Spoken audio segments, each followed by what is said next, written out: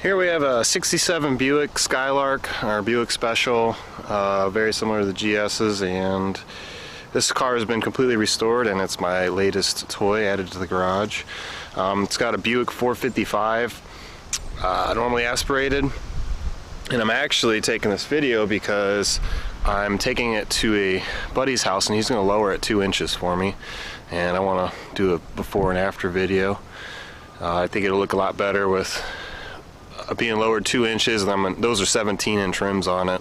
I'm going to get 18s with a lower profile tire, so the overall diameter of the tire will be similar, but it'll have 18s. And I'm going to go with either black or a black and chrome or black aluminum combo. And I'll show you that when I get to it. It might be down the road. The windows are tinted. Overall, it's in pretty good condition. There is some rust here and there.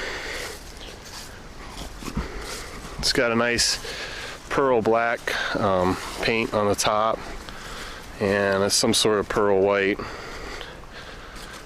on the rest of the car there. And I feel like I got a pretty good deal on this. The past 2 owners put big money into this car. And it starts and runs great. I got about 200 miles on it now, so I'm getting comfortable with it. For the most part, I like the car and the way it looks, but I'm not happy with the rims and the ride height. It's got rear sway bar, it's got a front sway bar. The front end's a little bit loose at the moment. Here, you can probably see that sway bar. You'll see it in a next clip. It's a little loose in the front end. I'm also going to have the mechanic have a look at that and see what he thinks. I would do a lot of this work myself, but I'm a little bit busy with work and I got some extra money, so I figured why not just have someone else do it for me. So what's going to happen is we're going to do 2-inch drop in the back, which will be new coil springs, and in the front is going to be 2-inch drop spindles. And I'm thinking I've either got bad tie rods or loose ball joints, or I'm not sure. It's got front disc brake, rear drum. Eventually I'm going to switch the rear, do a rear or a drum brake to disc brake conversion in the rear. It's got a 12-bolt axle. It's built up to run. And give me a second, I'll get the hood popped. And here we can have a look at the engine compartment. It's got a brand new master cylinder, MSD ignition. Apparently it's got stage 1 heads, new carburetor. I'll put a link on it. It's advanced fuel or whatever it is. It's got a new manifold. It's all painted. It's real clean in there. For the most part, I'm tweaking it here and there, some rusty bolts and whatnot. And as I always do, I'll be replacing things with stainless, such as these bolts. I like to get stainless on there. Air cleaner doesn't quite fit right, so that'll be another upgrade. And the springs for the hood are either a little worn out or they're not strong enough, so I've got to get some of those on order. It's got line lockers, but unfortunately they're not working right now. I haven't delved into that yet because there's so much more to do. It's got a Be Cool radiator, which is obviously completely aftermarket. It's got a pretty beefy trans cooler. It's sitting with a 4-speed turbo 400, and the 4th gear overdrive is switched, so you got to hit a switch to use the 4th gear on the highway. I haven't really found it necessary to use it, but I've tried it once or twice and it does work. Here you can see the interior, which is in overall really good condition. A little buckle on that seat broke. It's got a full sound system. Original gauges. The speedometer says something like 7,000 miles. I don't think it's right. Here you can see the aftermarket gauges, volt, boost, water temperature. There's a tachometer, and if I move over a little bit here, you can see the oil pressure. The only thing is, this obviously isn't a boosted motor. I would have liked to see a gauge that said vacuum instead, because basically what that is that line runs off the intake manifold. Kind of a weird thing. Maybe the guy intended on supercharging it or turbocharging it or something. I couldn't tell you. Zoom you out. Horn works, lights work, everything works. The previous owners were really meticulous in restoring this. Every switch, every button. I've got all the original receipts. I've got the dynos, which I'm going to show here. It's about 517 foot-pounds of torque at best with something like, I can't remember, 500 horsepower, or 517 horsepower, and then 520 foot-pounds of torque, something like that. You just look at the sheets that I'll put up here. Even the hazards work. The only thing I haven't tried is the emergency brakes because I'm scared of them without first inspecting them, and probably I will never use them or even try to use them. It's got a column shift. Take a look at the back. Here you can see in the back it's nice and roomy. And that is, the interior back there is in really good shape, probably because it's not used much.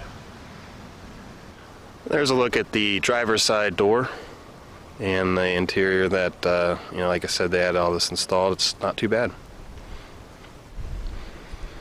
Here's a look at the trunk. It had a sound system, which wasn't too bad, already installed, but the wiring was pretty well a mess. I cleaned it all up, and I did not use the subwoofer that came with it. I think it was an 8 or 10. It was just a single, but I went ahead and put two 12-inch kicker comps in there and 1,000 watt amp, and it hits pretty hard.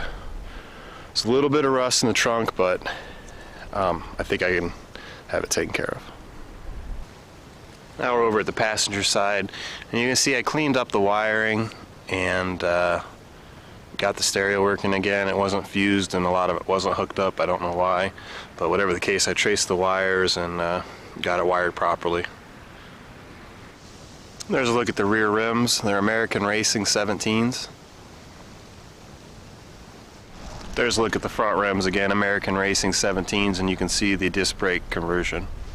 Let's go ahead and get it started.